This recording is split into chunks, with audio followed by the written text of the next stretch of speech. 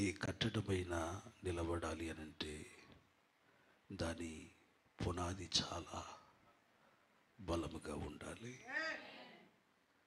మనకు తెలిసిన ఓ మందిరం, దాని మీద ఓ సేవకుడు మరో ఫ్లోర్ వేద్దామని ఆశపడ్డారు.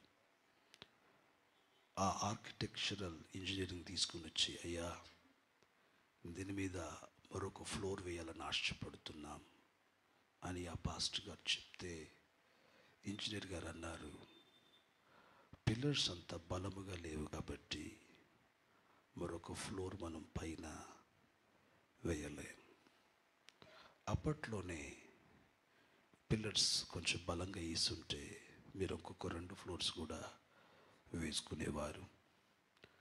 ఇప్పుడు బలహీనంగా ఉన్న కారణం చేత మీరు పైన కట్టడాలు వేయలేరు అని చెప్తే, మరి ఎలా నేను 2 ఫ్లోర్లు వేసుకోవాలని అంటే మరలా మీరు క్రొత్తగా ప్రారంభించాలి.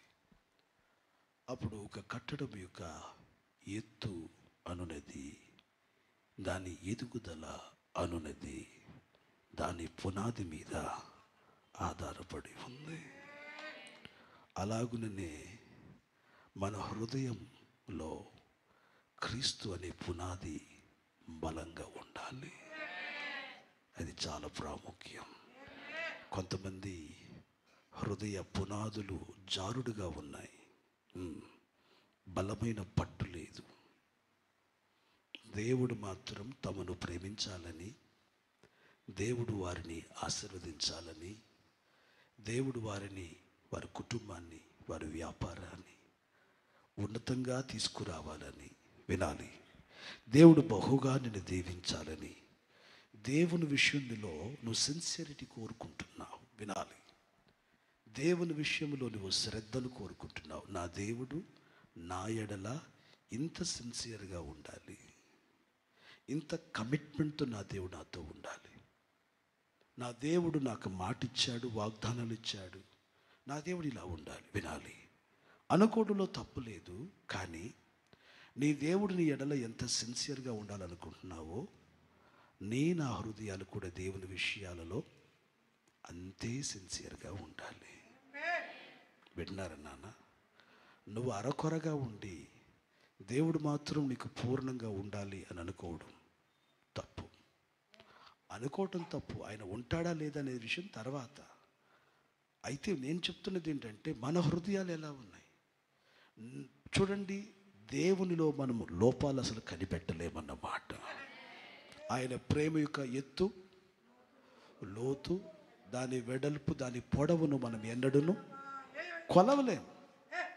నువ్వు ఊహించనంత ఆయన నిన్ను ప్రేమిస్తున్నాడు. విన్నారా? నీవు ఊహించలేనంత యేసయ్య నిన్ను ప్రేమిస్తున్నాడు. దానిలో ఎటువంటి మార్పు లేదు. ఇందాక అయ్యగారు చెప్తూ చెప్పారు, ఎవరి ప్రేమైనా మారిపోవచ్చు కానీ యేసయ్య ప్రేమ మారిపోదు. దేవుని స్తోత్రం కలుగునుగా. అలాంటప్పుడు ప్రభు నిన్ను ప్రేమిస్తున్న ప్రేమలోనే సమస్తం ఇమిడి ఉంది. నీ ఆశీర్వాదాలు, నీ హెచ్చింపు, నీ వాక్కులు అన్నీ అందులో ఉన్నాయి. బైబిల్ అంటుంది, మనం నమ్మకస్తులము కాకపోయినా ఆయన నమ్మదగిన వాడై ఉన్నాడు. ఆమెన్. హల్లెలూయా. నేను ఎందుకు ఇందాక చెప్పాను, మరి మనం సరిలేకుండా దేవుని దగ్గర ఎదురు చూడకూడదు. ఎందుకన్నాను?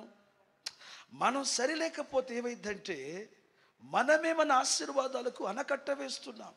విననేరకుడునట్లు ఆయన చెవులు, రక్షింపనేరకుడునట్లు ఆయన చేతులు కురచకాలేదు అని అన్నాడు. వాక్యాన్ని గమనించాలి. అట్లున్నప్పుడు లోపాలుంటే మనలోనూ ఉంటాయి. ఇదిగో ఈ హృదయములో స్లిప్పింగ్ అనుభవం ఉంది. ప్రభువును పట్టుకుంటున్నాం కానీ జారిపోతుంది. ఇక్కడ ఉన్న భక్తి కిందికి వెళ్ళిపోతూ ఉండట్లా. ఇక్కడ కార్చిన కన్నీరు ఏమైంది? ఇక్కడ తీసుకున్న నిర్ణయాలు ఏమవుతున్నాయి? వింటున్నారా? ఇక్కడ నువ్వు ప్రభు దగ్గర చెప్పిన మాటలు ఏమవుతున్నాయి? ఇక్కడ పుస్తకంలో తీసుకుని వ్రాసుకున్న నిర్ణయాలు ఏమవుతున్నాయి? అందుకని అయ్యగారు అంటున్నారు, హృదయం చాలా ప్రాముఖ్యం. హృదయం అంతటితో మనం ఆయనను వెతికే వారిగా మనం మారాలి. అంటే ఒక తీర్మానం, ఒక దృఢమైన తీర్మానం, ఒక నిశ్చయత. ఏమని? నేను, నా ఇంట్లో వాళ్ళందరూ పూర్వకాలముల యందు భక్తులు ఎలాగునో ప్రభువుని వెదికారో హృదయం అంతటితో, నేను కూడా నా పూర్ణ హృదయంతో ఆయనను వెదకాలని ఒక దృఢమైన నిశ్చయత లాంటి పునాది మనలో పడాలి. యేసు నామమున ఆమేన్. హల్లెలూయా.